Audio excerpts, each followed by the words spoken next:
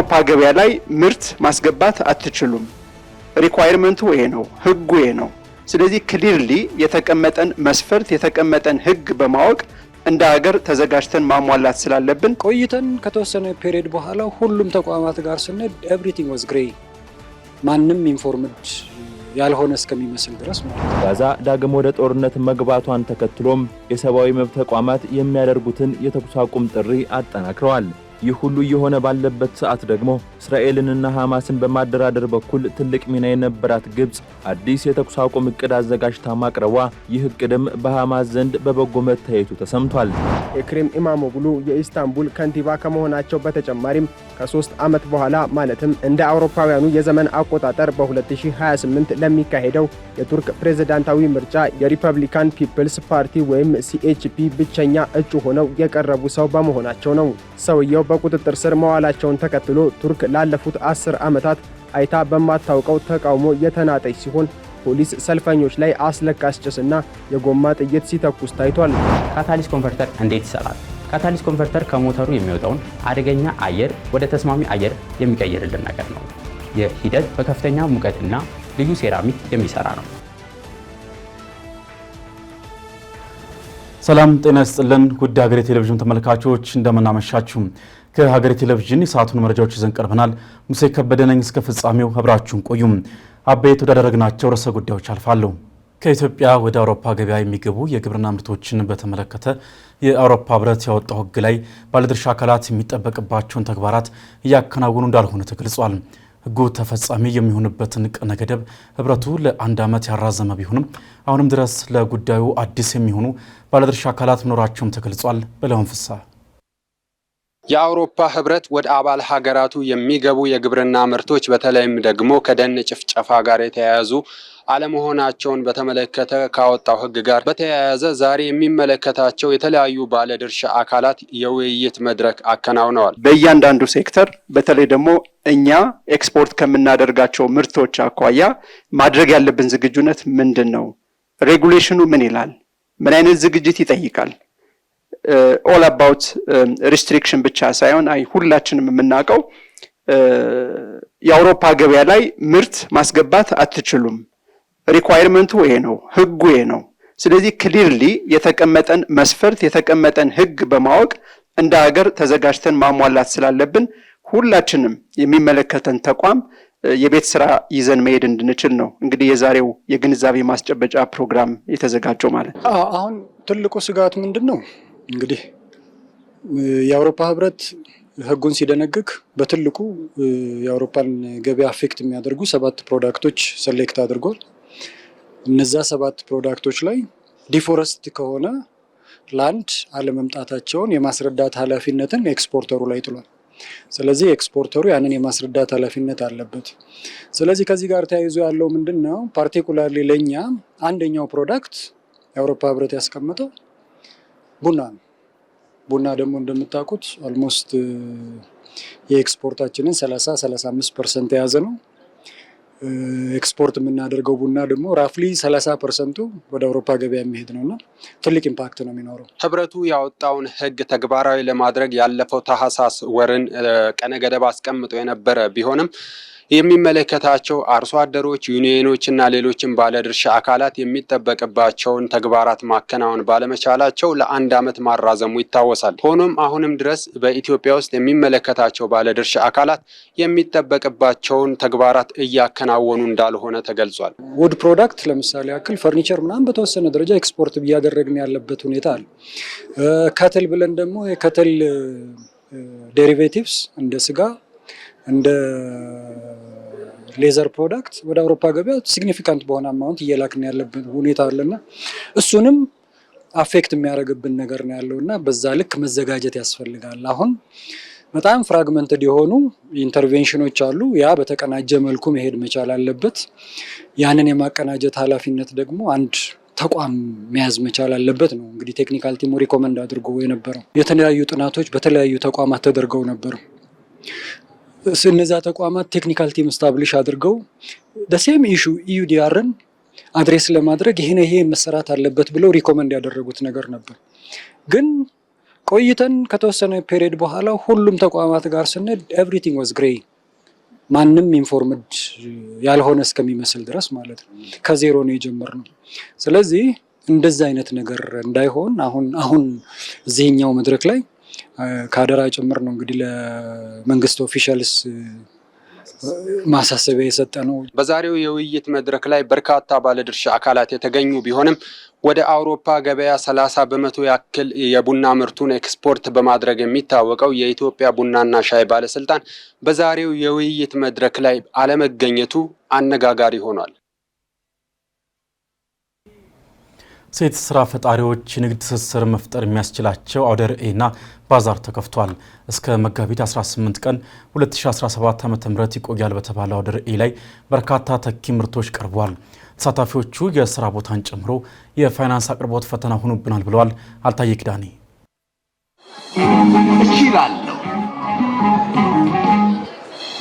መንደንዳ ባንክ ኬኛ አቢሲኒያ ባንክ በዛሬው ዕለት የሴቶችን ንግድና ፈጠራ ያበረታታል የተባለ የንግድ ትርኢትና ባዛር አዘጋጅቷል። የንግድ ትርኢትና ባዛሩ ለ3 ቀናት ይቆያል ተብሏል። በዚህ የንግድ ትርኢትና ባዛር በርካታ ንግድና አገልግሎታቸውን የሚያስተዋውቁ ነጋዴዎች በመስቀል አደባባይ ተገኝተዋል። ማመርተውም ያው የስሊፒንግ ባግ ነው። ስሊፒንግ ባግ ደግሞ ያው እንደሚታወቀው ከውጪ የሚመጣ ነገር ነበር አይደል ከዚህ በፊት። አሁን ደግሞ አገራችን ልጅ እኔው ራሴ አመርተዋለሁ። ሰራተኞችም አሉኝ፣ የሚያግዙኝ ሰራተኞች አሉ እና እኔው ራሴ ነኝ የማመርተው። በራሳችን በሀገራችን እዚሁ ሀገራችን ላይ በሚገኙ እንትኖች እያመረቱ እሸጣለሁ ማለት ነው።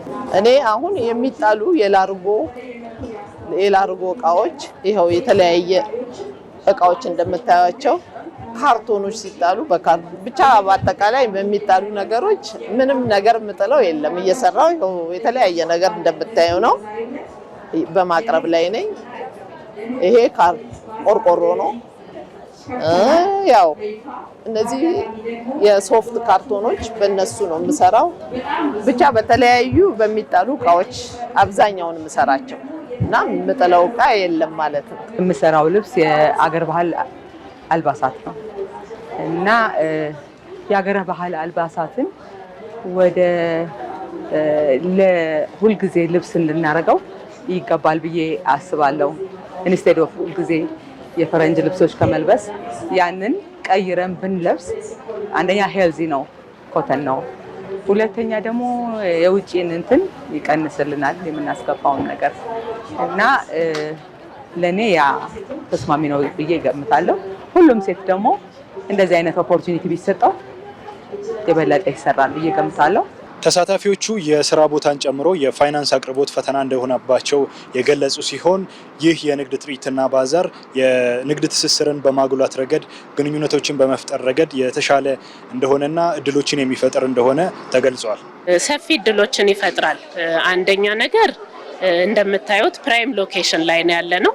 ኤግዚቢሽን ማዕከል ፊት ለፊት መስቀል አደባባይ ላይ ኦፕን ኤሪያ ላይ ነው። የሚያልፍ የሚያገድመው ሁሉ ምን አለ እያለ እነዚህን ነጋዴ ሴቶች ምርቶቻቸውን የሚያይበት የሚገዛበት አድራሻዎቻቸውን የሚወስድበትና አገራዊ የሆነ የገበያ ትስስር የሚፈጠርበት ነው። የገጠመኝ ምንድነው የቦታ ችግር አለብኝ።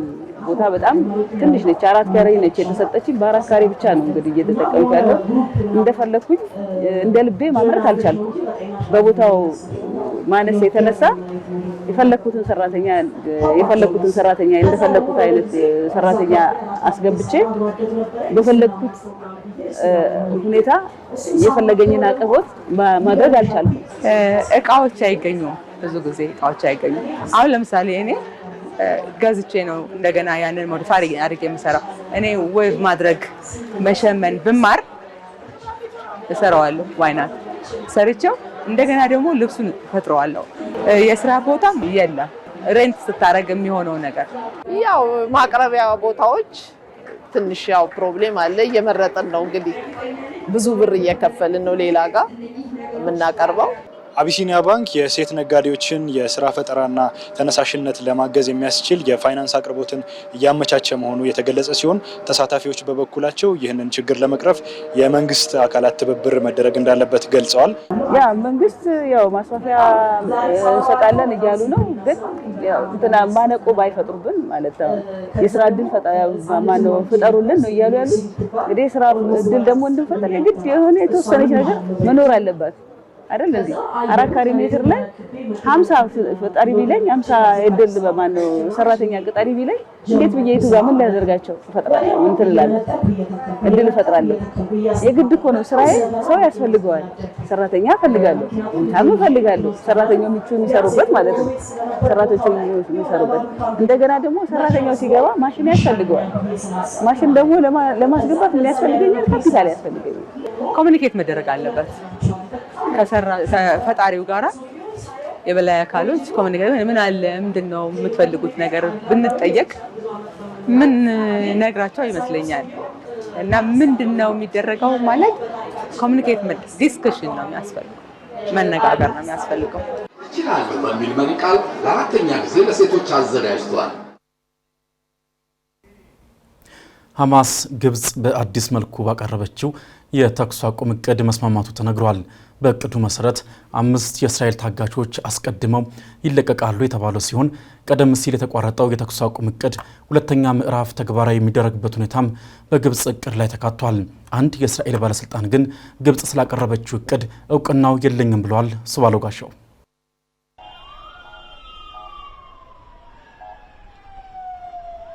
እስራኤል በጋዛ ዳግም የጀመረችው ጥቃት ተፋፍሞ ሲቀጥል በተለያዩ የሰርጡ አካባቢዎች በተፈጸሙ ጥቃቶች ተጨማሪ 23 ሰዎች ስለመሞታቸው ተሰምቷል። ኢስላሚስት ጂሃድ ኃላፊነት በወሰደበት ጥቃት ደግሞ 3 ሚሳኤሎች ከጋዛ ተነስተው የእስራኤልን ድንበር ማቋረጣቸው ተሰምቷል።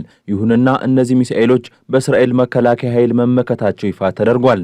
ከተኩስ አቁም ስምምነቱ መፍረስ በኋላ እስራኤል እየፈጸመች ባለችው ጥቃት የጋዛ ነዋሪዎችና የሐማስ አመራሮች ከመገደላቸው ባለፈ አልጀዚራም ሰርጦ ውስጥ እየተንቀሳቀሰ ሲሰራልኝ ነበር ያለው ጋዜጠኛው ሆሳም ሻባት እንደተገደለበት አስታውቋል። ጋዜጠኛው መኪና ውስጥ እያለ የደረሰበት የአየር ጥቃት ለሞት እንደዳረገውም ነው የተነገረው። በዚህም የጋዛው ጦርነት ከጀመረበት ጊዜ አንስቶ የተገደሉ የአልጀዚራ ጋዜጠኞች ቁጥር 7 ደርሷል።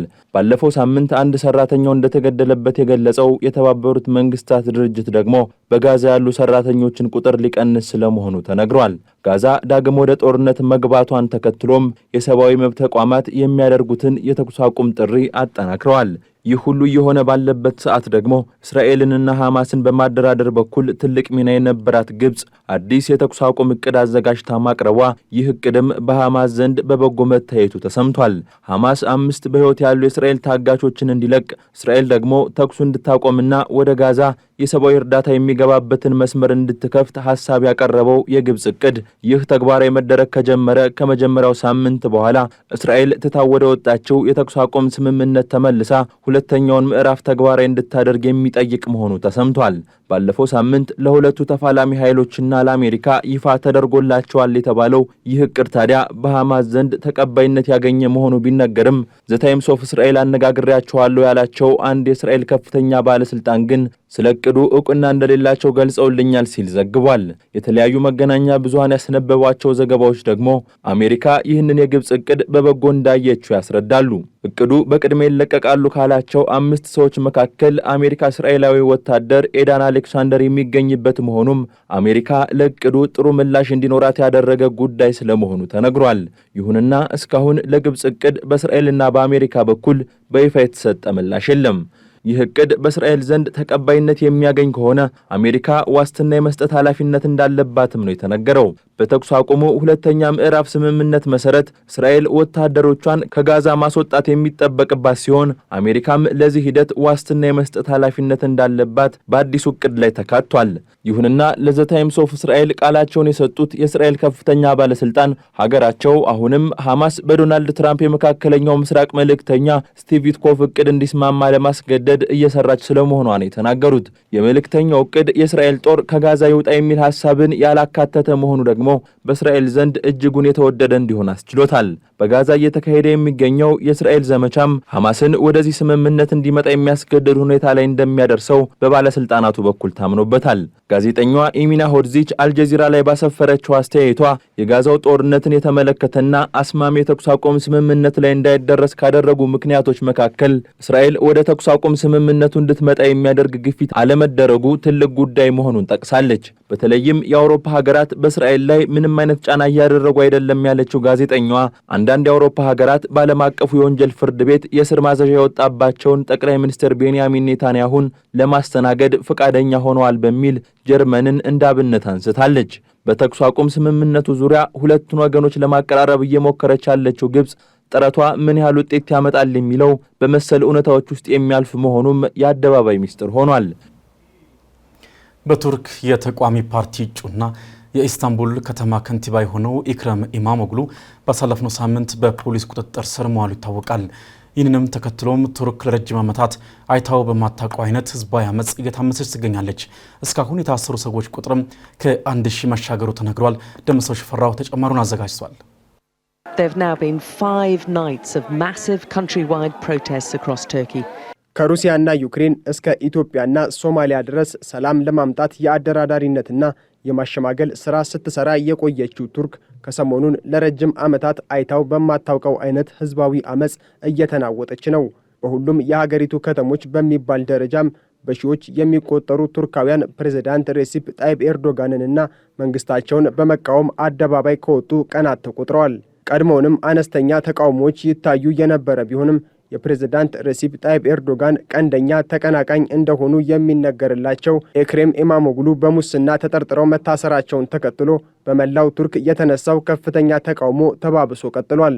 የከንቲባው መታሰርን በዚህ ልክ ከፍተኛ ተቃውሞ እንዲያስነሳ ያደረገውም ኢክሬም ኢማሞግሉ የኢስታንቡል ከንቲባ ከመሆናቸው በተጨማሪም ከ3 ዓመት በኋላ ማለትም እንደ አውሮፓውያኑ የዘመን አቆጣጠር በ2028 ለሚካሄደው የቱርክ ፕሬዝዳንታዊ ምርጫ የሪፐብሊካን ፒፕልስ ፓርቲ ወይም ሲኤችፒ ብቸኛ እጩ ሆነው የቀረቡ ሰው በመሆናቸው ነው። ሰውየው በቁጥጥር ስር መዋላቸውን ተከትሎ ቱርክ ላለፉት 10 ዓመታት አይታ በማታውቀው ተቃውሞ የተናጠች ሲሆን ፖሊስ ሰልፈኞች ላይ አስለቃሽ ጭስና የጎማ ጥይት ሲተኩስ ታይቷል። የተለያዩ የኃይል አማራጮችን በመጠቀም ላይ ቢሆኑም በአደባባዮቹ ላይ ለተቃውሞ የወጣው ህዝብ ቁጥር ከመቀነስ ይልቅ ይበልጥ እየጨመረ እንዲመጣ አድርጎታል። ኢማሞግሉ የተከፈተባቸው ክሶች ፖለቲካዊ እንደሆኑ በመናገር በፍጹም አላጎበድድም ሲሉ በቁጥጥር ስር ከመዋላቸው በፊት በኤክስ ገጻቸው በጻፉት መልእክት ገልጸው የነበረ ሲሆን ከፍተኛ ተቃውሞን እያስተናገዱ የሚገኙት ኤርዶጋን ግን ሰልፈኞቹን ወቅሰዋል። ሲኤችፒ ሰላማችንን ሊበጠብጥና ህዝባችንን ሊከፋፍል የተነሳ ነው ሲሉም አሁን በአገሪቱ ለተፈጠረው አለመረጋጋት ኢማሞግሉን የወከላቸውን ፓርቲ ተጠያቂ አድርገዋል። ለአምስተኛ ተከታታይ ምሽት በርካታ ሰዎች በኢስታንቡል ከተማ አዳራሽ አመሻሹን እየተገኙ የቱርክ ባንዲራን እያውለበለቡ ከአድማ በታኝ ፖሊስ ፊት ለፊት ሲዘምሩና ሲጮሁ ታይተዋል። አንዳንድ የፖሊስ መኮንኖችም በሰልፈኞቹ ላይ ግፊት ያለው ውሃና የሚያቃጥል ኬሚካል ሲረጩ ታይተዋል። የኢማሞግሉ ባለቤት ዲሌክ ካያ ኢማሞግሉ ለተሰበሰበው ህዝብ ባደረጉት ንግግር ባላቸው የተጋፈጠው ኢፍትሐዊነት ማንም ሊቀበለው የሚገባ እንዳልሆነ በመግለጽ ሰልፈኞቹን ሲያበረታቱ ታይተዋል።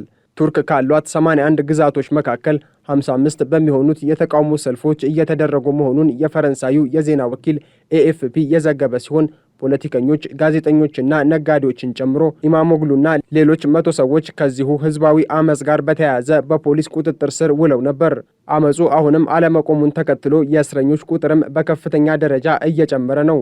ይህ ዘገባ እስከተጠናቀረበት ሰዓት ድረስም ከአመጹ ጋር በተያያዘ የታሰሩ ቱርካውያን ቁጥር ከ1100 በላይ ሆኗል። ከ2019 ጀምሮ የቱርክ ዋና ከተማ የሆነችው ኢስታንቡልን በከንቲባነት ሲያስተዳድሩ የቆዩት ኢማሞግሉ በሚከተሉት የፖለቲካ ርዕዮትና ባላቸው ከፍተኛ ህዝባዊ ድጋፍ አሁን በስልጣን ላይ ለሚገኙት ፕሬዝዳንት ኤርዶጋን ከፍተኛ ተቀናቃኝና ስጋት እየሆኑ መጥተዋል። ኢማሞግሉ በፖሊስ ቁጥጥር ስር የዋሉበት ምክንያት ተብሎ በመንግስት የተገለጸው ከሽብርተኛ ቡድኖች ማለትም ከፒኬኬ ጋር በመስራት በሐሰተኛ ሰነድ ማጭበርበር፣ በህገወጥ የገንዘብ ዝውውርና በሙስና ወንጀሎች የሚል ነው። ይሁን እንጂ በዋናነት ለእስር የተዳረጉት የመጀመሪያ ዲግሪ ሰርተፊኬታቸው ሐሰተኛ ነው በመባሉ ነው። የኢስታንቡል ዩኒቨርሲቲ ባሳለፍነው ሳምንት ማክሰኞ ዕለት ባወጣው መግለጫ የኢክሪም ኢማሞግሉ ዲግሪ ሐሰተኛ መሆኑን በመግለጽ ዲግሪውን መቀማቱን አስታውቋል። ኢማሞግሉን ለማሰር ሰበብ ሲፈልግ የነበረው የኤርዶጋን አስተዳደርም በማግስቱ ነበር በቁጥጥር ስር እንዲውሉ ያደረገው። ኢማሞግሉ የመጀመሪያ ዲግሪያቸውን ያገኙት አሁን ሐሰተኛ ነው ብሎ ከነጠቃቸው የኢስታንቡል ዩኒቨርሲቲ ሲሆን የማስትሬት ዲግሪያቸውንም በቢዝነስ አድሚኒስትሬሽን ከዚሁ ዩኒቨርሲቲ ማግኘታቸውን አልጀዚራ ባስነበበው የኢማሞግሉ የህይወት ታሪክ ላይ ያገኘነው መረጃ ያሳያል። አሁን ኢማሞግሉ ከፍተኛ ስጋት የሆኑባቸው ኤርዶጋን እንደሳቸው ሁሉ ቀድሞ የኢስታንቡል ከንቲባ ሆነው ማገልገላቸው የሚታወቅ ሲሆን ከዚያም በኋላ በጠቅላይ ሚኒስትርነትና ፕሬዝዳንትነት ቱርክን ላለፉት 22 ዓመታት የመሩ ሰው ናቸው። በቱርክ ህገ መንግስት መሰረት ደግሞ ኤርዶጋን በ2028 በሚደረገው የቱርክ ፕሬዝዳንታዊ ምርጫ መወዳደር አይችሉም። ይሁን እንጂ አሁን ተቀናቃኛቸው እንዲታሰር ማድረጋቸውን ተከትሎ የስልጣን ዘመናቸውን ለማራዘም የሚያስችል የህግ ማሻሻያ ሊያደርጉ ይችላሉ የሚሉ መላምቶች እየተሰነዘሩ ነው። ወደ አጫጭር መረጃዎቻችን አልፋለሁ። ዓለም አቀፍ እርዳታ መቀነሱ በኢትዮጵያ ለወባ መስፋፋት ምክንያቱ ነው አልተባለም።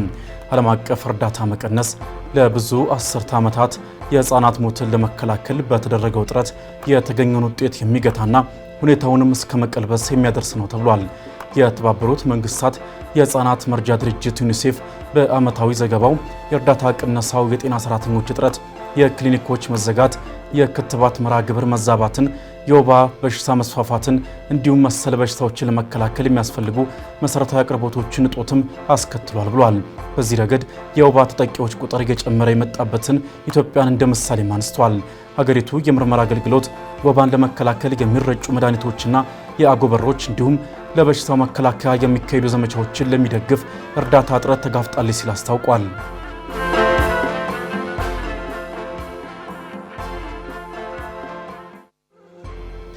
በኢትዮጵያ የአበባ አትክልትና ፍራፍሬ ዘርፉን ለማሳደግ በጥናት ላይ የተመሰረተ የመሬት አቅርቦት ሊኖር እንደሚገባ ተገለጸ። በአበባ እርሻ ማስፋፊያ 1000 ሄክታር መሬት ለአትክልትና ፍራፍሬ ደግሞ ተጨማሪ ፍላጎት መኖሩን የአበባ አትክልትና ፍራፍሬ አምራችና ላኪዎች ማህበር ዳይሬክተር አቶ ቴድሮስ ዘውዴ ለሀገሬ ቴሌቪዥን ተናግረዋል። አቶ ቴድሮስ አክለውም አሁን ላይ በኢትዮጵያ 1550 ሄክታር መሬት የአበባ እርሻ መኖሩን ጠቁመው የተጠየቀው 1000 ሄክታር መሬት ከተፈቀደ ደግሞ ምርቱን በ70 በመቶ ማሳደግ እንደሚቻል አንስተዋል። ክልሎች መሰረተ ልማት የተሟላለት በጥናት የተደገፈ የመሬት አቅርቦት እንዲኖራቸውም አክለው ጠይቀዋል።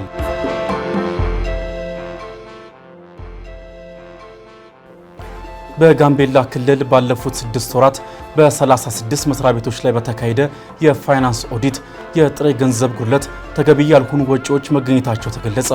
በዚህም 113.2 ሚሊዮን ብር በላይ ተሰብሳቢ ሰነድ ክምችት፣ 6.3 ሚሊዮን ብር የጥሬ ገንዘብ ጉድለት፣ ከ10.4 ሚሊዮን ብር በላይ በተንጠልጣይ ተመዝግቦና ደረሰኝ ሳይቀርብለት ክፍያ ተፈጽሞ የተወራረደ ሰነድ፣ ከ2.9 ሚሊዮን ብር በላይ የደሞዝ ተቀናሽ መዋጮ ፈሰስ ሳይደረግ የተገኘ እንዲሁም 234 ደረሰኞች ለኦዲት ሳይቀርቡ መገኘታቸውን የክልሉ ዋና ኦዲተር መስሪያ ቤት አስታውቋል። መስሪያ ቤቱ ለኦዲት ግኝቶች በሰጠው ግብረ መልስ 5.1 ሚሊዮን ብር እንዲመለስ ማስቻሉን ተናግሯል ሲል የክልሉ ኮሚኒኬሽን ቢሮ በማህበራዊ ትስስር ገጹ ላይ አስፍሯል።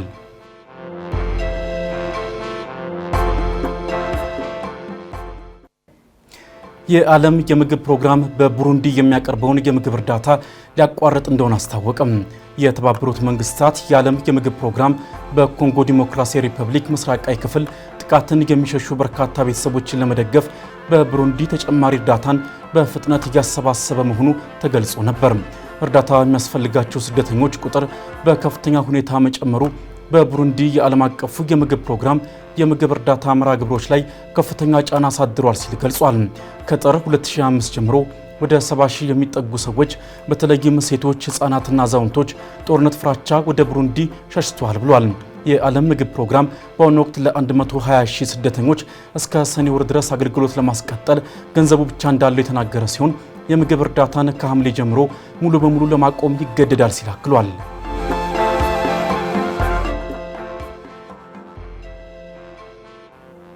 ዩክሬንና አሜሪካ በሪያድ ሊገናኙ እንደሆነ ፕሬዝዳንት ቭላዲሚር ቮሎዲሚር ዘለንስኪ ተናገሩ። የዩክሬንና የዩኤስ ባለስልጣናት በዩክሬን በከፊል የተኩስ አቁም ስምምነትን አስመልክቶ የአሜሪካና የሩሲያ ልዑካን በሪያድ ያደረጉትን ሌላ ዙር ውይይት ማጠናቀቁን የዩክሬን ምንጭ አስታወቀም።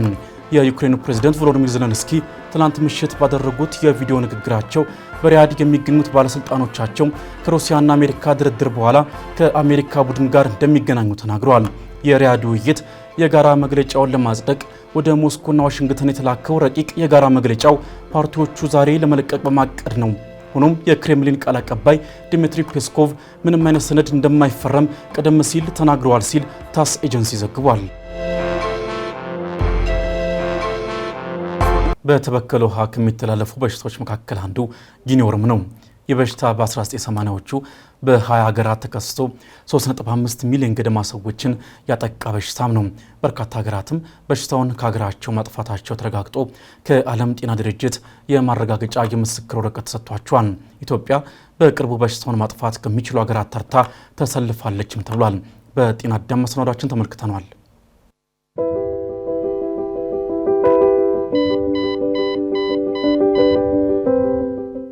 የዛሬው የጤና አዳም ዳሰሳችን ከሀገራችን ለመጥፋት ስለተቃረበውና የጤና ሚኒስቴር ትኩረት የሚሹ ሀሩራማ በሽታዎች ዝርዝር ውስጥ ስላካተተው የጊኒ ወርም በሽታ ይሆናል። በላይ ባይሳሴ ነኝ።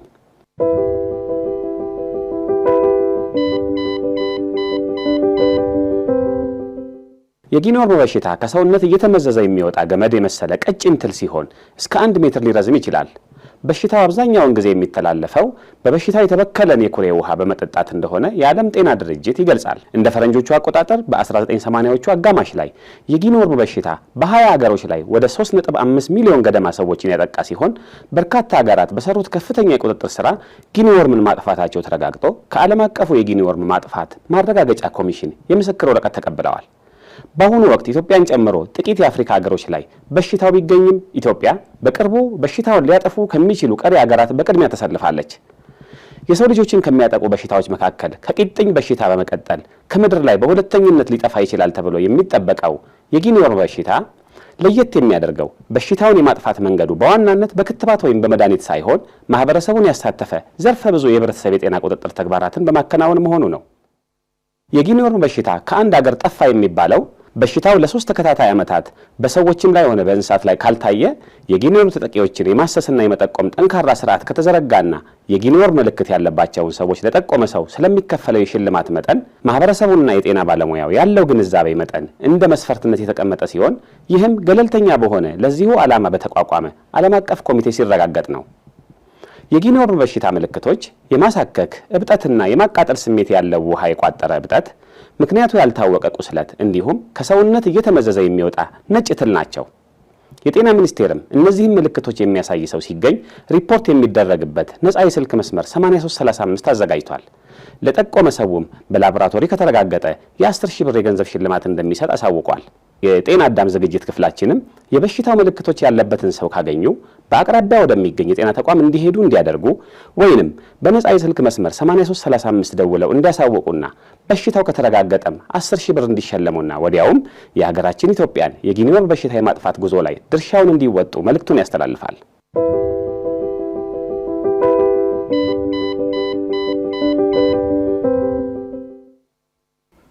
የነዳጅ ተሽከርካሪዎች የሚለቁት የተበከለ አየር በሰዎች ጤና ላይ ከፍተኛ ተጽዕኖ እንዳለ ይታወቃል። ይህንንም በማሰብ የመኪና አምራች ድርጅቶች ከሞተሩ የሚወጣውን የተበከለ አየር የሚያጣራ ልዩ ቴክኖሎጂ ተገጥሞላቸዋል። ስለዚህም ቴክኖሎጂ የአውቶሞቲቭ ባለሙያው እንዲያዘጋጅቷል። ወደዚያው እንለፍ።